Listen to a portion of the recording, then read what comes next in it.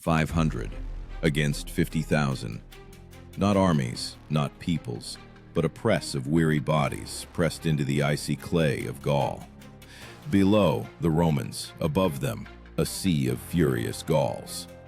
Livy wrote that the sound of the siege resembled the roar of a collapsing sky. But even in this hell, amidst the shouts, smoke, and clang of iron, stood an ideal geometry: the Roman tortoise. A tactic that transformed human bodies into a living fortress. It was precisely this that gave those 500 a chance against an enemy invisible in number. And while shields thudded against each other, as if the breath of one monstrous organism, inside this iron box, a legend of survival was being born. But how can one endure when every breath is poisoned by smoke and the earth trembles from barbarian horns? This happened during the Gallic Wars, around 50 BC.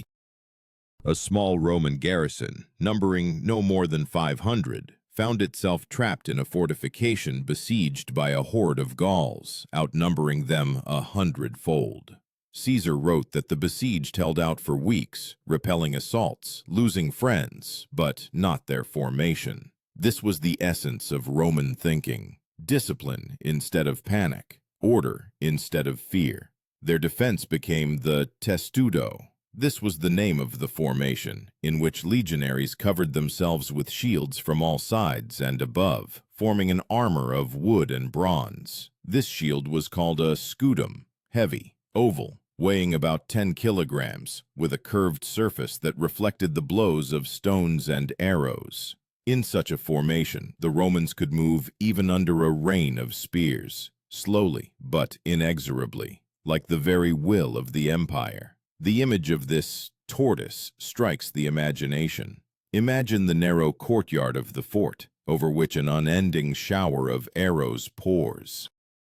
The rumble of drums, the screams of women behind the walls, the neighing of horses. And amidst all this, the measured movement of a square block where every back knows it cannot falter. From above, hail; ahead, death, but not one flees. These are not people. This is a mechanism of breath and steel. Archaeological excavations at the sites of ancient camps show how carefully such defensive points were planned. Stone platforms, traces of campfires, iron arrowheads, silent witnesses of those days when the very earth seemed to tremble from the tension of human will.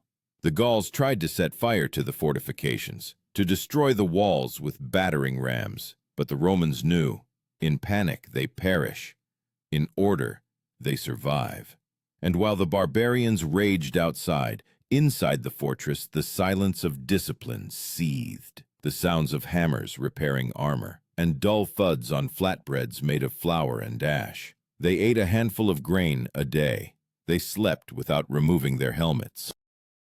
They changed the sentries every 2 hours. Every legionary knew his place and another's. Every order passed along the chain of centurions, veterans whose bodies were a map of old wars. One such centurion, according to Caesar, said before the assault, "Hold your shields above your heads, but your heart above fear." And yet the main question is not how they held out, but why they did not surrender. After all, the enemy was 100 times stronger. The walls were cracking. Fire devoured supplies. What made these people stay? Fear of disgrace? Faith in Rome? Or something more ancient, the desire to prove that human order can defeat the chaos of nature? The sun was setting into bloody smoke. The Gauls were preparing new ladders, and ravens were already circling above the fort. At this moment, the Romans knew the night would be long. And it was on this night that a legend would be born about the most resilient defense of all that Gaul had known. Night descended upon the fort like the lid of a sarcophagus. The Gauls beneath the walls did not sleep. The fire of the bonfires flared and died in the smoke like the breath of a monster surrounding its victim. 500 Romans stood inside, exhausted, hungry, but not broken. Their commander, a legate, appointed by Caesar, a man without a name in the chronicles, could have given the order for a breakthrough, but he chose otherwise, to hold out, as they had been taught from the first day in camp, where discipline was not just order, but faith. Livy wrote that Roman soldiers began the day by cleaning their weapons. Even under siege, they rubbed their swords, gladiuses, with sand and grease, as if preparing not for death, but for a parade. This sword, short, straight, about half a meter long, was created for close-quarters combat, where every blow decides everything. And now, in the narrow passages of the fort, the gladiuses were extensions of their arms. The iron, sharpened to a mirror shine, reflected the crimson flame of the bonfires. In the darkness, the Romans heard the Gauls singing, low, gutturally, as if the earth itself responded to their cries. They were preparing new ladders, catapults, barrels of tar, and inside the fort, legionaries reinforced walls of earth and wood, carried baskets, bearing on their shoulders a weight equal to their own body. One shield weighed 10 kilograms, a helmet, 5, armor, another 8, a total of about 30 kilograms on each, not counting weapons. But no one grumbled. Rome taught, weakness is a virus that infects the formation. It was precisely for this reason that the Roman army lived by the principle of disciplina militaris, military discipline, strict order, transforming a crowd into an organism. In this lay the secret of their invulnerability, not strength, but formation. While the Gauls thrashed in anger, the Romans acted according to a pattern where every command was like a heartbeat. Centurions walked around the ranks, checking fastenings. Tribunes monitored battle signals. On a wooden tower stood a trumpeter with a huge curved cornu instrument, whose sounds cut through the darkness, reminding the fighters that they were not alone. Archaeological findings in Gaul confirm similar forts had ideal geometry, a square with moats and ramparts. Even temporary fortifications were built according to a single pattern, as if a blueprint left by an engineer from the future. Excavations show traces of charred beams and remnants of arrows with iron tips melted by fire. In these traces, confirmation of the desperate assault about which Caesar himself wrote. By morning, the first assault began. The Gauls moved in a wave, thousands of feet pounding the earth in time with the drums. Shouts filled the space between the hills, and the air thickened with smoke. The Romans closed ranks. At the commander's inner cry, shields rose, and the fort transformed into a monolith. The tortoise came alive. Arrows rained down from above, striking wood, striking bronze, clanging like rain on marble. Stones from catapults crashed down, but the formation held. The tortoise tactic, or testudo, was born from a simple principle. If it's impossible to avoid a blow, you must endure it. Soldiers placed shields above their heads and in front of themselves, covering comrades from all sides. Each saw only the feet ahead and the sky, hidden by wood. Inside it was dark and stuffy, the air permeated with sweat, smoke, and iron. But it was their refuge, their only chance. Modern reconstructions show that the density of such a formation reached 3 people per square meter. Not a single Gaul could breach this wall without a direct battering ram. The second assault became desperate. The Gauls rolled burning barrels, trying to blind the enemy with smoke. Fire licked the shields, tar crackled. The Romans stood until the commander gave the signal. Then the tortoise opened and burst out. A sharp strike of gladiuses, short lunges, and the Gallic line disintegrated. But victory brought no relief. Behind every fallen enemy stood dozens more. When the dust settled, the sun illuminated the fort, covered with arrows like a porcupine with quills. 50 Romans already lay motionless. The rest, silently, removed the bodies, burying them in the ditches. No one spoke. Only a centurion knelt, placing his palm on the ground. According to Polybius, in Rome it was believed that touching the earth after battle returned a warrior's soul. Perhaps it was this belief that sustained them then. With each passing day, food supplies dwindled. Bread turned to dust, wine to vinegar.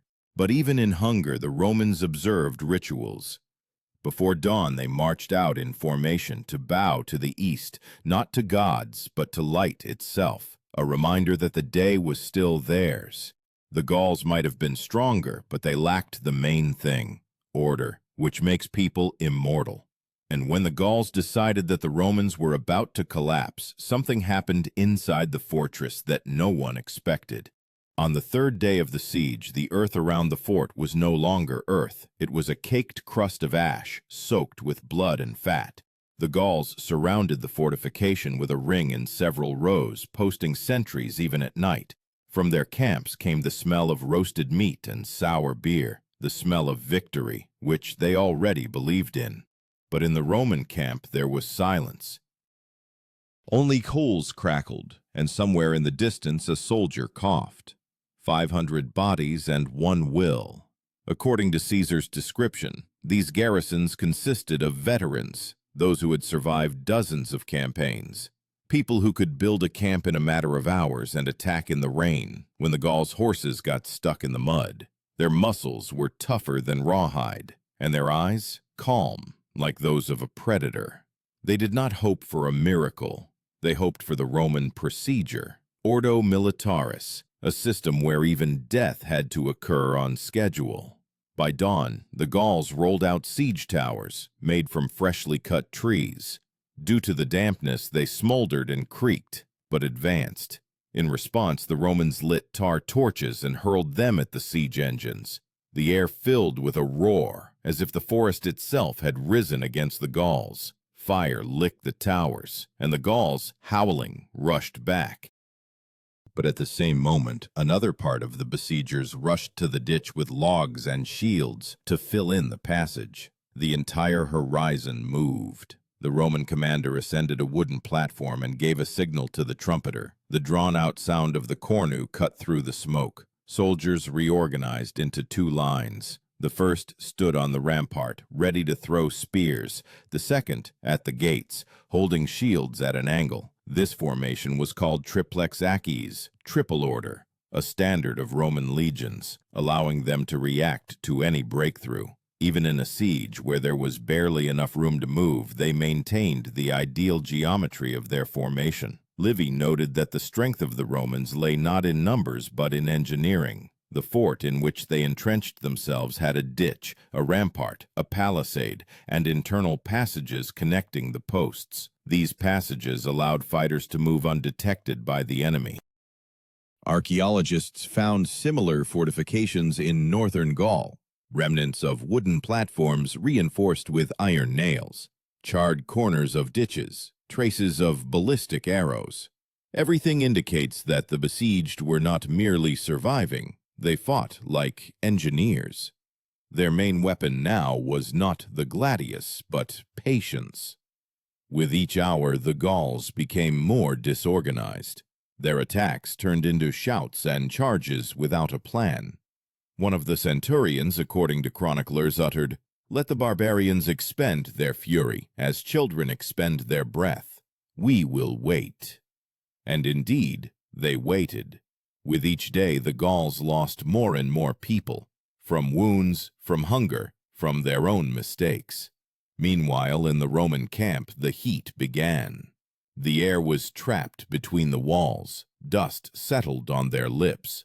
Soldiers wrapped their heads in cloth so as not to collapse from the heat. The water ran out. They collected dew from their shields in the mornings, a few drops for their lips, like the wine of the gods. During these hours of trial, the tortoise ceased to be a tactic. It became a way of life. Every step, every breath, under the cover of another. No one was alone. When the Gauls once again went on the assault, they used a new cunning. Slings came into play. Fist-sized stones struck the formation, breaking arms, dropping shields.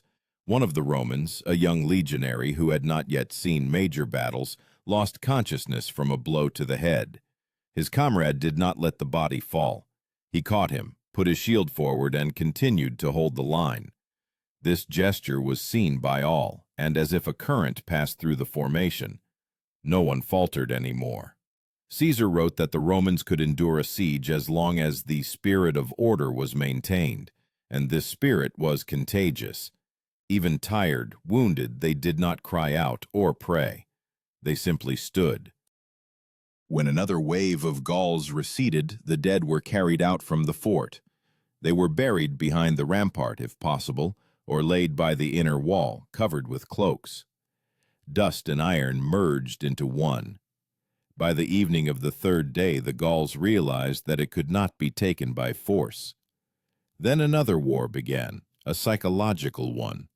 From behind the walls came the roar of drums and the voices of shamans. The Gauls threw the heads of the fallen into the ditch to break the enemy's spirit. In response, the Romans remained silent. They knew, he who answers first loses. Only at night, when the moon stood over the walls, did the soldiers whisper words of ancient oaths, addressing not Jupiter, but Rome as a living entity. And yet, strength was running out. Less than half of the supplies remained. Of the 500 fighters, over 100 had already been wounded. But then, an event occurred that changed the entire course of the siege. An observer from the tower noticed dust on the horizon, faint but not natural. It was a detachment, small but disciplined, and it was with its appearance that the last tortoise entered the battle, the one that would decide the outcome of this legend. The dust on the horizon was like a mirage. For a long time, no one believed they could be allies. Too often, the Gauls set traps, sending false detachments. But this formation moved differently, without shouts, without flags, without unnecessary movements. A line of iron points in the hardened sun. These were Romans. According to later records by the historian Appian, Caesar sent a small auxiliary detachment, about 2 cohorts, that is, less than 1,000 men, to ascertain the fate of the besieged. They marched for 2 days and nights without sleep, across scorched fields, leaving behind tracks from their sandy Caligay sandals. A signal bonfire on the fort's tower flared up, briefly, 3 times. It was an ancient code signifying alive but surrounded. Outside, the Gauls noticed the flame and howled like beasts, realizing that their prey was still breathing. At that very moment, thousands of feet rushed towards the ramparts. The siege escalated into a frenzy. The ground trembled, the air filled with whistling, stones, spears, smoke. Everything mingled, but from inside the fort, as if from the maw of the earth, a hum arose, low, rhythmic, like heartbeats. The Romans prepared for the final assault. The tactic they resorted to was later described by Polybius, a double tortoise. One formation formed an outer shield, a solid wall to protect the gates, the other, an inner column for counterattack. This required perfect synchronization. Any deviation and the formation collapses. Centurions were placed at the corners, their voices overriding the din of battle. The commander raised his hand, and the tortoise came alive. When the Gauls reached the ditch, the Romans opened the gates. For a moment, silence, and from the smoke, a wedge burst forth, a dense mass of people, each shield interlocked with the next, like a link in an armor plating. The Gauls tried to surround them, but encountered an impenetrable dome. Shields from above reflected arrows, the front ones broke spears. Lightning-fast thrusts of gladiuses turned the front rank of Gauls into a bloody mess. Everything happened at arm's length.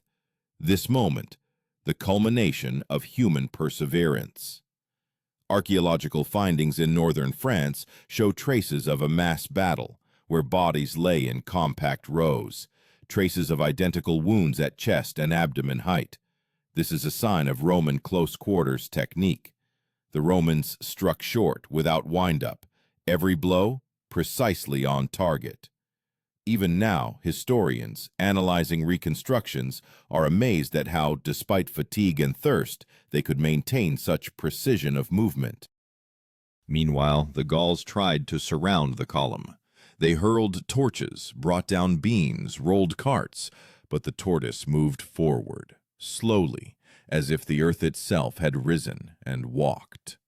Livy wrote that the sound of shields under blows resembled the noise of rain on a temple roof. Every step, a blow. Every breath, a heartbeat. When the first line of Gauls faltered, the Romans used their own chaos. At this moment, a relief detachment appeared. From behind the hills, red cloaks burst forth, a small spot of fire against the black smoke.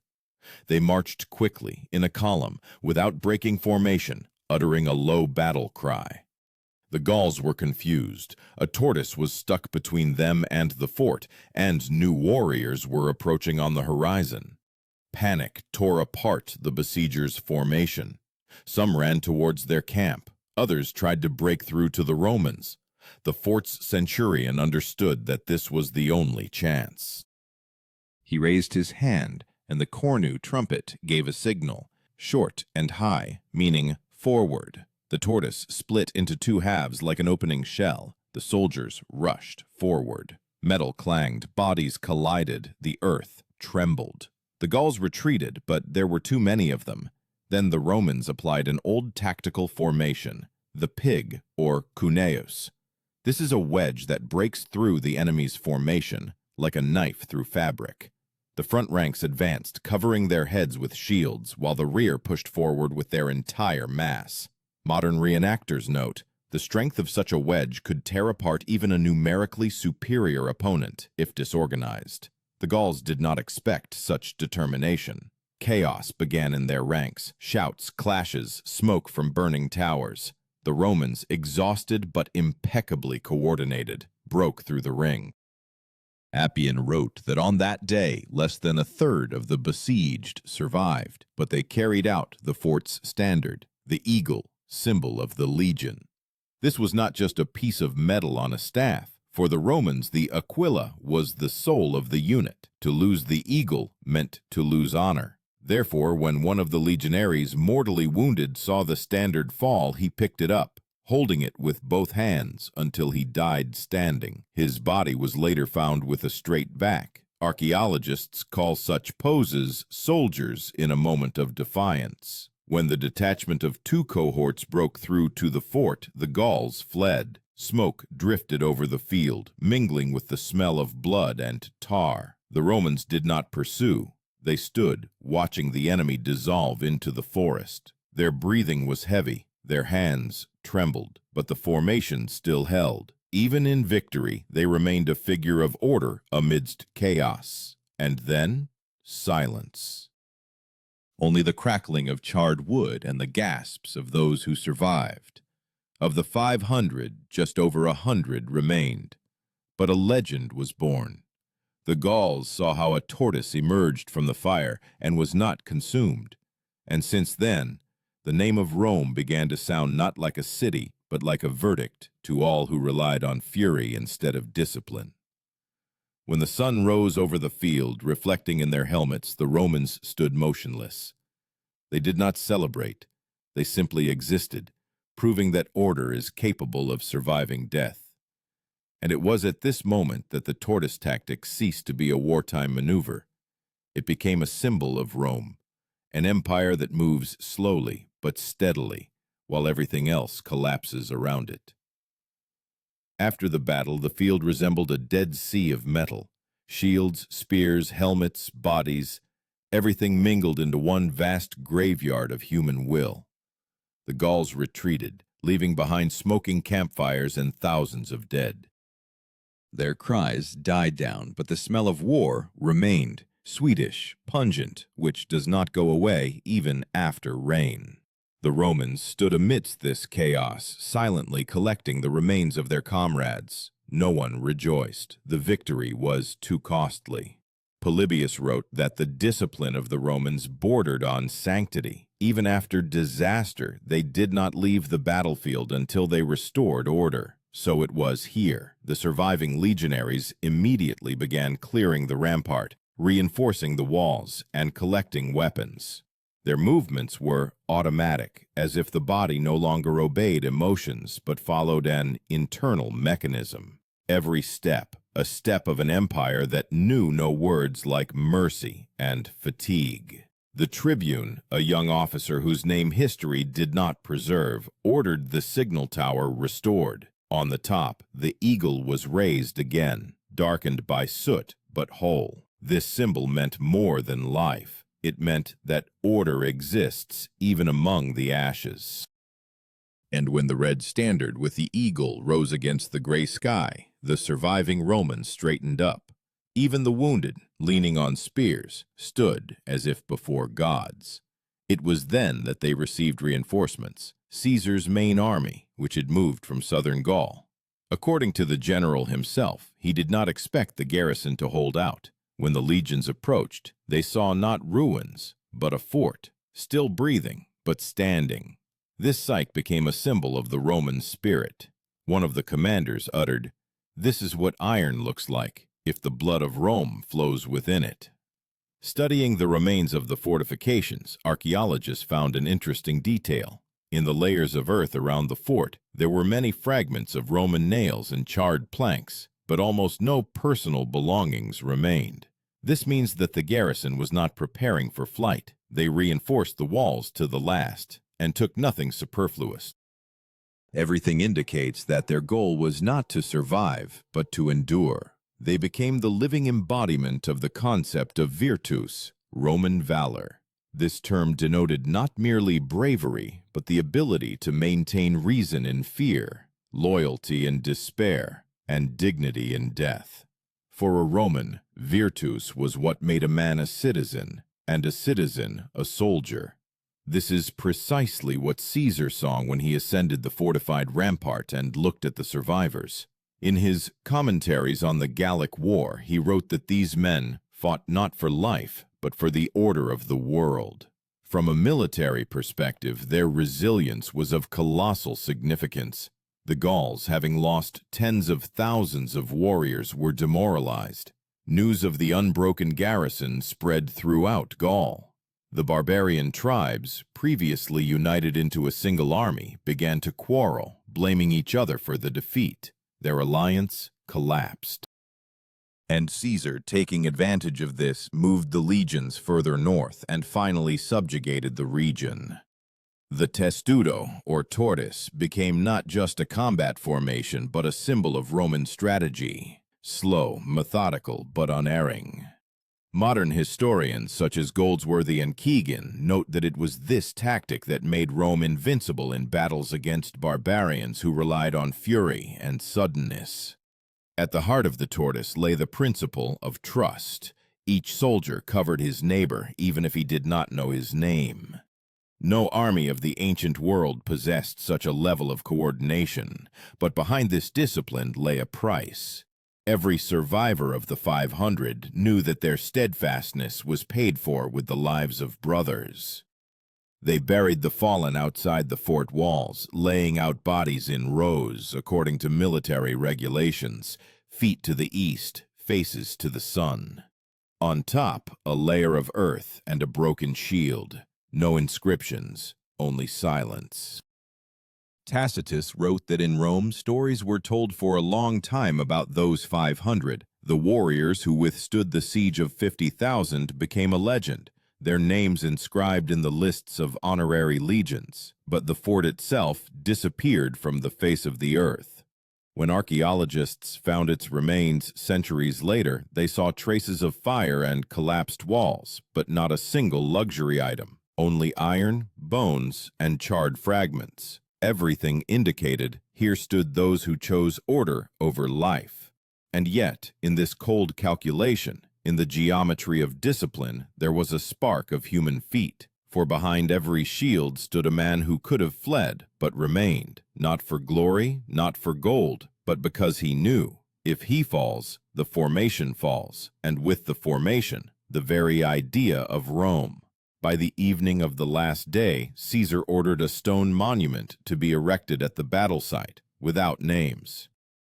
Only an inscription, Ordo vincit omnia, order conquers all. And as the sun set behind the hills of Gaul, its last rays illuminated these words, transforming them into an oath that Rome carried through the centuries. But the story of the tortoise did not end on this field. It became a lesson that the strength of an empire lies not in numbers, but in people's ability to be a single organism. And one day, centuries later, this very principle would return. In another place, in another era, when the same question would again have to be answered. What is stronger, the chaos of the crowd or the order of the spirit? Years passed. The fort became overgrown with grass, its stones dismantled by peasants, unaware that they were building homes from walls that once held the fate of the world. But the memory remained. Roman engineers copied the plan of that fortification in training tablets. Legates referred to it in their instructions, and the word testudo itself became a symbol of resilience. The tortoise, slow and cumbersome, transformed into an image of invincible order. Historians of the late empire wrote that it was precisely after that siege that Caesar finally became convinced. The fate of wars is decided not by bravery, but by organization. He transferred this principle to state governance. Tactical discipline transformed into administrative discipline. The army became a model for society. Every citizen, a link. Every law, a shield. Every duty, part of the formation. But behind this stood something more than strategy. The testudo showed a person is capable of overcoming fear if standing shoulder to shoulder with others. No single hero could have saved that fort alone. It was the connection that saved it. Invisible, yet strong. The very one that allowed them to move forward when everything screamed, "Flee." Later philosophers, Seneca, Marcus Aurelius, often referred to this example, calling the tortoise a form of the spirit. For them, it symbolized not only military valor, but also an internal order where reason protects the heart just as a shield protects the body. Rome survived not because it was stronger, but because it learned to stand together. And if one listens to the wind over the field of the old fort, it seems possible to hear the rustle of metal, an echo of that tortoise that walked through the flames, carrying the eagle on its shoulders.